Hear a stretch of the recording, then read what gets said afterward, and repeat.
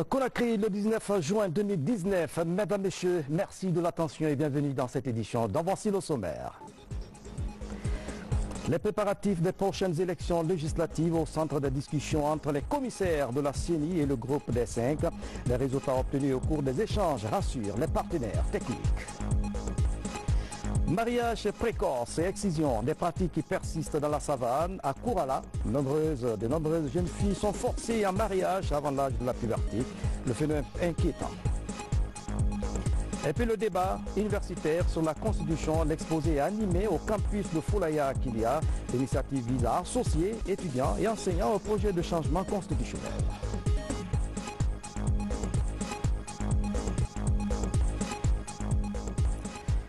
Mesdames et messieurs, bonsoir. Rencontre entre la CENI et le groupe des 5, la France, la CEDEAO, les États-Unis et l'Union européenne. Objectif, connaître le niveau d'avancement des préparatifs des prochaines élections législatives en Guinée. Mais s'il y a encore des contradictions au niveau de la classe politique, les résultats obtenus après la retraite de Kilia rassurent les partenaires techniques. Salima Toukanti, reportage. Évoluent les préparatifs des élections législatives. Y a-t-il des avancées après la retraite de Kindia? Ce sont entre autres préoccupations du groupe des 5, composé de la France, des États-Unis, de l'Union européenne, de la CEDEAO et du système des Nations Unies ici, à la CENI. Non, nous avons répondu que tout se passait normalement, que la CENI manquait un peu de ressources, c'est vrai, mais que en dehors de cela, ça commence vraiment à aller très bien. Nous sommes en train de nous préparer. Tous les programmes sont en train d'être exécutés. Pour davantage rassurer le groupe des 5 sur la bonne préparation des prochaines élections législatives, le président de la CENI a fait une mise au point sur le recrutement du cabinet d'ingénierie informatique. Cette étape sera suivie par le choix d'un opérateur. La Guinée va acquérir son propre logiciel de dédoublonnage facial, de dédoublonnage par iris, de dédoublonnage par empreinte digitale, mais aussi de dédoublonnage par alphanumérique. Ce qui est extrêmement important pour nous aujourd'hui de dire au peuple de Guinée que dorénavant notre base va avoir les mêmes caractéristiques que les bases à l'international. Le groupe des 5 promet d'intervenir en cas de nécessité pour conférer à ces élections les résultats attendus.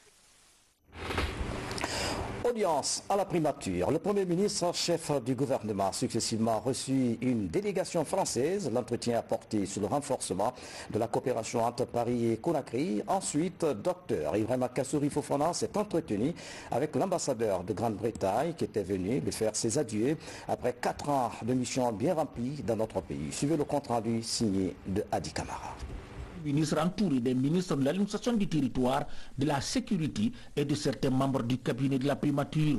Souhaitant la bienvenue à la délégation, Dr Ibrahima Kassouri Fofana s'est félicité de l'excellence des rapports de coopération entre la Guinée et la France, surtout dans le domaine sécuritaire, objet de la présente mission. Le gouvernement guinéen est aujourd'hui engagé à renforcer cette sécurité avec l'appui de ses partenaires techniques et financiers, procédant ainsi à un recensement biométrique de l'ensemble de la population guinéenne pour mieux viabiliser les documents administratifs des citoyens.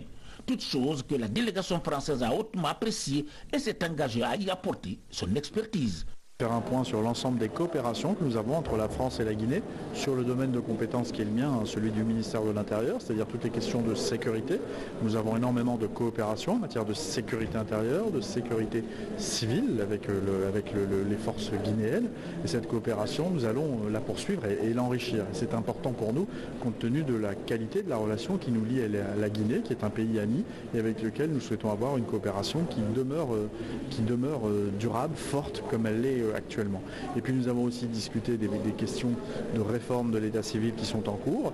Et là, je venais aussi un peu avec ma casquette de représentant à la fois du gouvernement français et puis aussi de l'Union européenne pour faire le point sur les possibilités d'accompagnement de cette réforme qui sont rendues possibles par un plan d'action qui existe au niveau de l'Union européenne et qui est un plan qui permet de financer un certain nombre de réformes menées. Et donc nous sommes venus en discuter ici avec le Premier ministre pour accompagner cette réforme importante pour la Guinée. Peu après cette audience, Dr Ibrahima Kassouri Fofana, chef de gouvernement, a reçu l'ambassadeur de la Grande-Bretagne en Guinée. Catherine Engli est venue dire au revoir au Premier ministre après 4 ans d'exercice. Occasion pour la diplomate britannique de faire le bilan de son séjour en Guinée. Nous avons parlé du potentiel de la Guinée, de l'opportunité que présente la Guinée aux autres pays. Mais bien sûr, nous avons aussi parlé des défis qui se présentent à la Guinée actuellement. Il y a toujours de la route à faire. Nous, la Grande-Bretagne, nous espérons fortement voir les bénéfices de l'expansion du secteur minier, du progrès économique étendu aussi à la population de la Guinée, de voir bénéficier les Guinéens de tous les jours de cette richesse naturelle qui est très évidente en Guinée. Le Premier ministre chef du gouvernement, Dr Ibrahima Kassouri Fofana, quant à lui, il a dit toute sa satisfaction par rapport aux actions menées par Madame l'ambassadeur dans le cadre du renforcement de la coopération entre la Guinée et la Grande-Bretagne pendant son séjour guinéen. Dans l'actualité encore, une rencontre s'est ouverte ce mercredi à Conakry sur la définition du plan d'action pour la mise en œuvre de la synergie entre acteurs de la santé et de l'état civil. C'est pour faciliter l'enregistrement des naissances. L'initiative est du ministère de l'administration du territoire et de la décentralisation en collaboration avec les partenaires techniques. Là, c'est Koulibaly. Le système d'état civil guinéen présente des insuffisances et des dysfonctionnements nonobstant les efforts du gouvernement dans l'enregistrement des naissances notamment. C'est au regard de ce constat que le gouvernement guinéen s'est engagé dans le programme africain pour l'amélioration accélérée des systèmes d'enregistrement. La démarche vise à créer une synergie d'action entre les acteurs du système de santé et ceux de l'état civil sur la base des expériences innovantes menées dans la région forestière. Nous devons tirer les enseignements de la phase pilote de la réforme et la modernisation de l'état civil qui a eu lieu en région des Zéro-Corée. Donc ces innovations en matière de collecte, de traitement et de transmission des données de la base depuis les structures de santé où s'opèrent les naissances et les décès, jusqu'à la remontée vers l'état civil qui procède à leur enregistrement, et leur transmission au service de station pour la compilation et la diffusion des données statistiques concernant ce domaine et qui vont servir de base d'orientation des politiques de développement.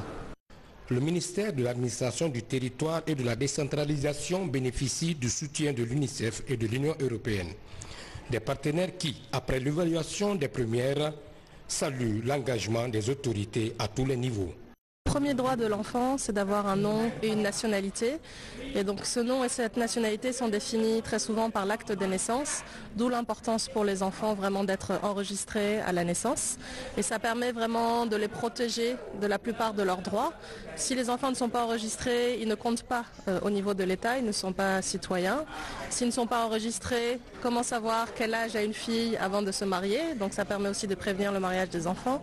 S'ils ne sont pas enregistrés, comment savoir un enfant qui sera en contact avec la justice, quel âge il a et est-ce qu'il doit être placé du côté de la justice pour les mineurs ou de la justice pour les adultes. Donc beaucoup vraiment de droits des enfants sont conditionnés par le fait d'avoir un nom et une nationalité à la naissance. L'état civil, c'est la moelle épinière de l'identité du citoyen. Si votre état civil est faux, vous-même, votre citoyenneté n'est pas établie. Si vos documents d'état civil ne sont pas corrects, votre carte d'identité sera fausse, votre passeport sera faux et vous aurez tous les soucis du monde parce que le faux peut tenir peut-être en Guinée. Mais une fois que vous franchissez nos frontières nationales, la fausseté est tout de suite établie et on vous retourne à la Guinée. Cette rencontre de 2 jours va permettre aux acteurs de la santé et ceux de l'état civil d'échanger sur des questions relatives à la présentation de la stratégie nationale de la réforme et de la modernisation de l'état civil. Dans l'actualité encore, le 9e jour du mois de l'enfant, des actions sont développées en faveur des tout-petits. L'ambassadeur de l'UNICEF, Sekouba Bambino Diabaté, a passé une journée entière aux côtés des enfants à l'Institut de nutrition et de santé de Donka et au point de lecture du Jardin 2 octobre. Reportage Makeme Dunzo. L'ambassadeur national de l'UNICEF redonne le sourire aux patients de l'Institut de nutrition et de santé de l'enfant du CHU de Donka. Dans ce centre se trouvent les enfants souffrant de pathologies de tout genre. Les uns sont en consultation ou en vaccination, les autres sous traitement intensif. Fatoumata Bintabari a accouché après 7 mois de grossesse. Elle suit des soins spécifiques appelés le soin maternel kangourou. Après 12 jours, son bébé pèse 1 kg. Plusieurs autres mamans vivent ici dans le stress. Bambino vient d'étendre l'atmosphère. Je suis vraiment heureuse. Ce qu'il a fait, c'est très bon.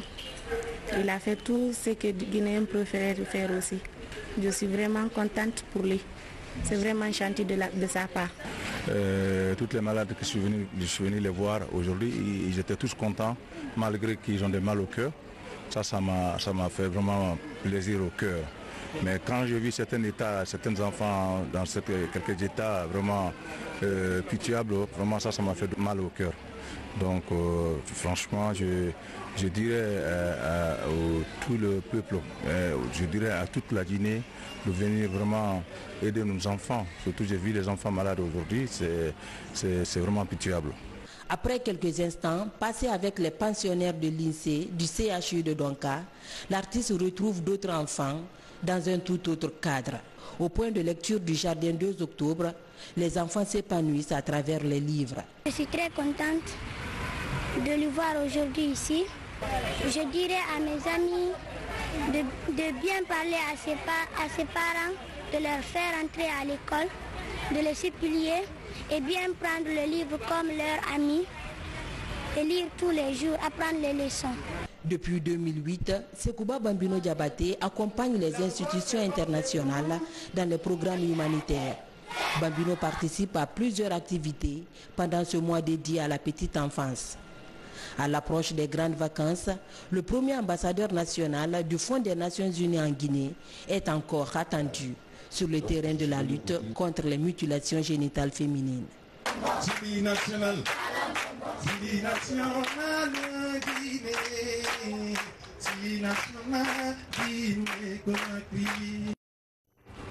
Je vous disais en titre, la lutte contre le mariage précoce est loin d'être gagnée. Dans le village de Kourala, préfecture de Kouroussa, de nombreuses filles sont données à mariage avant l'âge de la puberté, un phénomène qui inquiète les organisations de défense des droits de la femme. Isia Gaba revient de Kourala. Reportage. Nous en appelons à l'adhésion des parents, à l'éducation et au maintien des filles à l'école. L'appel de la ministre de l'Action sociale est fait à l'occasion de la journée internationale des familles. Mais à Kouroussa, le pari est loin d'être gagné. Dans le village de Kourala, la majeure partie des jeunes filles sont données en mariage entre 10 et 15 ans. Certaines sont déjà en état de famille et d'autres sont en phase d'allaitement. La pratique est presque une tradition dans le village. Cette jeune fille, par exemple, à peine âgée de 15 ans, est déjà mariée depuis 2 ans. Je suis mariée depuis 2 ans, mais franchement, ce n'est pas de ma faute. C'est mes parents qui sont responsables. Avant, dans notre village, on donnait nos enfants en mariage à 16 ans. Mais aujourd'hui, on a peur de garder nos filles pour ne pas qu'elles tombent enceintes. Et ça, l'islam le condamne. C'est pourquoi nous donnons nos enfants en mariage à temps.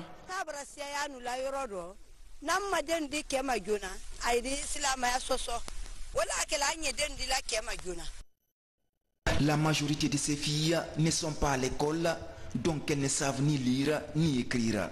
Leur préoccupation se résume à la pêche et aux travaux champêtres.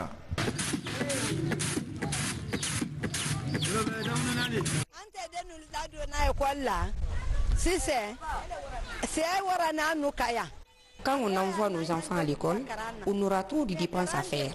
Nous ne tenons pas de fois le coût de la scolarisation. nota dumanye anye denu lado karana ne sela que l'enfant ante denu lado na karana boy école de passer ko so. À mon avis, ce qui provoque ces mariages précoces, c'est évidemment le fait que les enfants non seulement ne sont pas allés à l'école à temps, hein, en fait elles ne vont pas aller à l'école, hein. Deuxièmement, le fait que les parents n'ont que ces filles pour travailler. Ici à Kourala, un village de Kouroussa, ces deux cas sociaux rappellent que le combat contre le mariage précoce et la non-scolarisation de la jeune fille est loin d'être gagné. Une vaste campagne de sensibilisation accompagnée de sanctions contre les acteurs pourrait mettre fin à ces pratiques dans nos villages. Dans l'actualité encore, le gouvernement guinéen vient d'enclencher un vaste programme de désenclavement des zones de production à travers le pays. La phase peste touche les régions de la Guinée forestière et de la Basse-Guinée. À Koya et à Fouré-Karia, 55 km de pistes rurales sont en construction. Une mission du ministère de l'Agriculture, du bureau de contrôle de l'AFD s'est rendue sur le terrain pour évaluer le niveau des travaux. Saint-Martin signe le reportage. À Koya et à Fouré-Karia, 55 km de pistes sont en construction. Le premier lot porte sur 14 km. Les travaux de terrassement et d'assainissement sont en cours depuis 7 mois. Cette piste rurale désengorge une dizaine de hameaux composés de cultivateurs et de planteurs. À l'approche des grandes pluies, le bureau de contrôle et de surveillance des travaux est sur le terrain avec une mission de l'AFD, l'Agence française de développement et du ministère de l'Agriculture. Nos recommandations principales, c'est que les entreprises s'attellent sur les petits ouvrages, parce qu'ils ont fait déjà des déviations par rapport à ça, et d'arrêter les rechargements de latérite, parce que la teneur en eau des matériaux va être très élevée et ça ne fera que des bourbiers. Au niveau de la Basse-Côte, il y a eu des avancées, tant au niveau des deux entreprises qui ont été choisies pour la réhabilitation et l'entretien de ces pistes, et au niveau de la construction des ponts. Les travaux ont avancé. Dans la préfecture de Fouré-Karia, la piste Kakulimaya-Menjire sur 41 km se construit. 32 km sont complètement dégagés de nos jours.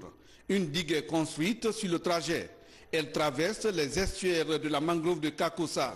L'œuvre permet de désenclaver des centaines d'hectares de plaines agricoles. Ce projet est financé à 18 millions de dollars pour un délai de 24 mois. C'est financé sur le C2D, donc le contrat désendettement développement, donc qui est la reconversion de la dette donc via un effort de la France. Donc ce que j'ai pu constater sur le terrain, c'est que les travaux ont bien avancé et que déjà les populations utilisent ces ouvrages. Ça leur permet donc plus de revenus, plus de liens avec les zones de consommation, et donc on est très satisfait de la manière dont les travaux avancent. Les entreprises évoluant sur le terrain sont invitées à multiplier les efforts en vue d'achever les ouvrages de franchissement avant les grandes pluies. Ces pistes doivent favoriser l'élévation de la productivité agricole sur le littoral. Dans la région forestière, la commune rurale de Boladou, préfecture de Guékédou, vient de bénéficier d'un pont en béton armé long de 28 mètres linéaires. Elle est financée par le fonds d'entretien routier. Cette infrastructure désenclave une dizaine de villages. La réception provisoire de ce pont a suscité assez d'engouement chez les bénéficiaires. Moussa Koumara est à Guékédou. Les travaux de reconstruction de ce pont en béton armé sur le fleuve Mafissa ont atteint leur vitesse de croisière. Sur place, des techniciens du ministère des Travaux publics évaluent la qualité des ouvrages. Aucune réserve n'est émise et selon des spécialistes, l'ouvrage est opérationnel. Nous avons comparé les quantités réalisées par l'entreprise aux clauses contractuelles. Nous avons vu même par endroit il y a le dépassement et quand même il n'y a pas de problème au niveau des quantités. Par conséquent, nous sommes prêts à recevoir l'ouvrage. Cet ouvrage de franchissement est entièrement financé par le fonds d'entretien routier. On estime l'investissement à plus de 2 milliards de francs guinéens. Long de 28 mètres linéaires, il relie la commune rurale de Bolodou à la route nationale numéro 2, longue de 21 km. Il y a quelques années, sa traversée était un parcours de combattants. Pourtant, c'est une des zones à forte production agricole de Guékédou, une ville du sud du pays. Il y avait un pont en bois qui était là, qui date depuis le temps colonial et qui faisait passer les motards. Les véhicules ne venaient pas ici. Tous les véhicules s'arrêtaient de l'autre côté. On a commencé d'abord à faire une déviation en bloc de l'autre côté pour permettre aux véhicules d'aller prendre les produits agricoles dans le village de Bolodou. Nous sommes venus avec des engins. On avait tout le matériel qu'il faut pour la construction des ouvrages. Comme à Bolodou, à Lola, 2 grands ouvrages de franchissement sont aussi réalisés entre le district de Zougueta et Malou. Là, quelques insuffisances sont constatées et un délai de 6 mois est donné à l'entreprise pour corriger des imperfections avant la réception définitive par le maître d'ouvrage. Les anomalies, c'est le recalibrage de certains ouvrages, l'approfondissement des fossés et procéder à faire des ouvertures pour l'écoulement des eaux, plus une recharge au niveau du PK2 plus 344 pour 100 mètres du moins. L'ouverture par exemple de cette route communautaire distante de 4 km pourrait totalement désenclaver cette localité plongée dans l'agriculture. Dans le même registre, à Nongwa, dans le bec de perroquet à Guékédou, la population magnifie les œuvres du chef de l'État, professeur Alpha Condé. L'investissement est de retour dans cette localité. De nombreuses infrastructures sont en réalisation. Le point avec Mohamed Mpati Kamara, Maroufba et Moussa Bangoura. Une nouvelle ère de développement s'ouvre pour ces collectivités rurales, longtemps privées d'investissement national. Avec la création de l'Agence nationale de financement des collectivités, un grand changement se profile. Pour la première réalisation d'infrastructures sociales, le choix des élus de cette collectivité frontalière porte sur la construction de la clôture du lycée. Que nous remercions très sincèrement le président de la République pour avoir pensé à la base, sinon que si aujourd'hui l'éducation à la base, nous recevons de l'État un soutien moral, financier, vraiment on est très satisfait. C'est une première de voir les ressources minières nous arriver jusqu'à la base ici, c'est une première. Le vent du renouveau souffle à Nongwa depuis la construction de la mairie. L'une des dernières actions du projet d'appui aux collectivités villageoises, PACV, un projet bouclé au profit de l'ANAFIC. Je suis fils de localité, c'est ma première fois de voir les actions provenance de l'État comme ça là dans ma sphère. Et mon problème c'est quoi? C'est de rendre le bâtiment très sain jusqu'au moment où moi je vais quitter, que le bâtiment reste très sain et propre. L'équipement qui est dedans reste pour servir la communauté. Cela montre que la vision du président de la République, son Excellence professeur Alpha Condé, est une bonne vision. Car en créant une agence de financement des collectivités, c'est un changement de méthode, une nouvelle approche du développement à la base. 15% des ressources minières qui seront directement affectées aux collectivités afin qu'elles-mêmes décident de leur développement.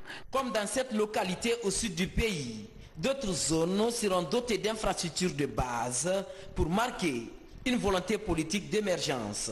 Avec le nouvel instrument de financement permettant de mieux redistribuer les redevances minières, la fracture infrastructurelle va considérablement se rétrécir dans les prochains mois. Nongwa, dans la dynamique de développement, remonte dans la savane où séjourne une mission gouvernementale. Elle procède au lancement des infrastructures d'intérêt communautaire. La délégation était mardi dans la commune rurale de Tokuno, de Moribaya et de Mamurudu. Dans la réalisation des infrastructures est vivement saluée par les populations à la base. Reportage Abdourazak Souma, Mohamed Kamara. Pour arriver à l'autre berge de la rive du fleuve Niani, ce vieux bac qui date de 1963 assure toujours la traversée. Après quelques heures de piste, la délégation gouvernementale rentre à Worobessi-Rakoro, situé à une vingtaine de kilomètres de la commune rurale de Tokounou. Dans ce village, il est prévu la construction d'une école primaire de 3 classes.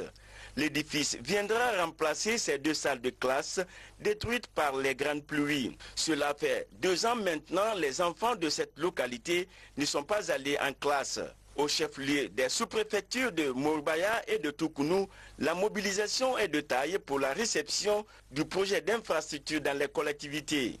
Ici, la mission a lancé les travaux de construction d'un marché, d'un poste de santé et du bureau de la mairie. Ça a été un honneur pour nous, mais également une grande joie de participer à la pose, n'est-ce pas, de première pierre de ces infrastructures qui rentrent, n'est-ce pas, dans des besoins pertinents des populations, au regard même de la manifestation de reconnaissance que ces populations ont exprimée à l'endroit du chef de l'État, qu'ils considèrent comme un bâtisseur, qu'ils considèrent comme un homme qui tient ses promesses. À 135 km de la ville de Kankan, la commune rurale de Mamouroudou. Ici, la construction de 2 édifices modernes est lancée. Il s'agit d'une salle polyvalente et le bloc administratif de la sous-préfecture. C'est un grand atout aussi pour le village, et surtout pour la sous-préfecture et précisément aussi la communauté de Mamouroudou. Et je sais que la jeunesse va se donner corps et âme afin que les 2 édifices voient le jour. C'est tout comme dans les collectivités précédemment visitées par la délégation, les sages et les jeunes ont pris l'engagement de collaborer avec les entreprises pour la préservation des chantiers avant, pendant et jusqu'à la réception finale des infrastructures. Dans l'actualité encore, débat sur la nouvelle constitution à l'université de Kindia. Enseignants et étudiants trouvent de l'intérêt. Plusieurs questions ont été soulevées par les participants et les réponses claires ont été données. Bernard Tanguino était de la partie. Les avis contradictoires sur le principe de changement constitutionnel changent l'ambiance au campus de Foulaya. Les adeptes d'une refonte totale des textes de loi actuels rivalisent d'arguments avec les conservateurs anti-révisionnistes. Le choc des idées est séduisant. Je crois que l'essentiel n'est pas de se prononcer. Le tout en ça, c'est le débat. C'est pour que les arguments pertinents soient trouvés. Et ça aura qu'une finalité, clarifier les désaccords. C'est tout. On débattre dans les cafés, dans les coins de restaurants, ce n'est pas bien. Parce que c'est une question aussi qui dépend de l'avenir de notre nation. Donc il est important que nous en débattions dans ce milieu scientifique. Le débat est animé par des juristes et politologues motivés à faire adhérer l'élite au débat actuel sur la Constitution. Quelques articles de la Constitution sont interprétés pour favoriser une meilleure compréhension de la loi par des étudiants et enseignants. Et ce qui était important, les étudiants s'intéressent quelle constitution pour la Guinée aujourd'hui. Alors le conférencier a été très clair, il faut une constitution de stabilité, une constitution participative, une constitution du développement, une constitution pour vraiment jeter les vraies bases du développement de notre pays. Moi, à partir d'aujourd'hui, à l'issue de cette conférence, je suis pour le changement de la constitution à 100%. Dépassionner le débat et promouvoir la culture de l'argumentation autour du projet de changement constitutionnel est l'objectif de l'opération. À leur tour, ces étudiants pourraient éclairer les lanternes des jeunes dans les quartiers. Afrique, un continent en voie de chinisation. C'est un nouveau roman édité par l'Harmattan Guinée. Il est l'œuvre de l'ancien ministre des Mines. Ibrahima Souma, cet ouvrage d'économie-fiction part du progrès chinois pour attirer l'attention des décideurs et des jeunes Africains à faire de la formation professionnelle la priorité des priorités. Francis Collier a parcouru ce roman. Regardez. C'est un roman d'économie-fiction au style humoristique. Il relate la tendance des pays africains à aller vers la coopération chinoise. Ibrahima Souma, ancien ministre des Mines, est l'auteur de l'ouvrage. Un ouvrage qui se veut un instrument de réveil pour le développement des pays africains qui disposent d'importants potentiels. Il invite les gouvernants et les jeunes du continent à s'inspirer du progrès chinois en faisant de l'école la priorité de tout. C'est un plaidoyer surtout pour l'éducation en Afrique. C'est ça qui est important. Le reste, c'est vraiment, il y a du romanesque là-dedans, il y a beaucoup d'anecdotes, il y a de la partie littéraire, il y a beaucoup d'analyses économiques. Il y a beaucoup à dire sur les relations économiques internationales. Quel impact ça peut avoir sur la Guinée, qui est producteur de matières premières qui sont transformées en Chine et vendues aux États-Unis. Ce roman de plus de 170 pages allie récits et anecdotes et raconte la vie amoureuse entre un Chinois et une jeune fille guinéenne. Le style et les propositions de l'auteur pour une Afrique qui se prend en charge intéressent le Centre international de recherche et de documentation qui y voit un bréviaire pour la nouvelle génération. L'Afrique est passée de la coopération occidentale d'il y a quelques décennies à une coopération avec la Chine très intense. La Chine est devenue l'un des grands partenaires aujourd'hui de l'Afrique en matière de coopération économique et même politique. On voit tous les chantiers que la Chine a lancés dans les différents pays africains, y compris le cas de la Guinée avec les barrages, avec les hôtels. Quelque chose m'a intéressé dans l'exposé également. L'auteur a toujours parlé d'éducation. L'éducation, c'est la fondation de la nation. Il n'y a de richesse que d'hommes. Le capital humain, c'est le capital des capitaux. Donc, pour régulariser beaucoup de situations dans ce pays et en Afrique de façon générale, allons à l'éducation. Ce quatrième ouvrage de l'auteur Ibrahima Souma, intitulé Afrique, un continent en voie de chinisation, a été édité par l'Harmattan Guinée avec la préface de l'humoriste nigérien Mahaman. Ce qui fait qu'il n'est pas rare d'y trouver le terme Gondwana pour parler du continent africain avec tous ses problèmes. Des problématiques qui, pour l'auteur, trouvent leur solution à travers la formation professionnelle et la bonne éducation. Dernier virage de cette édition, la CAN Égypte 2019 s'ouvre dans 48 heures. Le Sili national est déjà sur place à Conakry. Les fans du Kiron abordent les couleurs nationales. Le comité de soutien poursuit la collecte des fonds. Il a reçu ce mercredi l'envoyé du gouvernorat de Mamou avant de se rendre au ministère des Finances et dans certaines universités. Ousmane Kamara, Diaray Diallo pour le compte rendu. Monsieur le gouverneur me charge au nom de toute sa population, entendu les trois préfets, de venir vous remettre cette enveloppe symbolique que ce n'est qu'un début. Le reste viendra après. L'appétit vient en mangeant. Une nouvelle journée marathon pour le comité de soutien au Sili. Elle débute par la réception de l'émissaire du gouvernorat de Mamou, venu déposer la somme collectée dans cette zone. Après cette cérémonie, le comité se rend à la direction de la Sobragui avant de s'arrêter au ministère des Finances. La CRESUP, chambre représentative de l'enseignement supérieur privé, réunit ses membres à l'université Hadjibou Bari pour remettre la somme de 30 millions de francs guinéens au comité de soutien au Sili national. C'est un honneur pour nous de vous recevoir et de participer à la mobilisation des fonds pour l'accompagnement, pour le soutien du Sili national. Et nous allons prodiguer quelques conseils dans ce sens afin que le Sili puisse ramener la coupe à domicile. À l'université Kofi Annan de Guinée, Dr Ousmane Kaba remet 2 chèques de 30 millions chacun pour le Sili. L'un au nom de son université et l'autre au nom du PADES, sa formation politique. Le Sili national est un patrimoine de notre État. C'est un patrimoine de notre pays.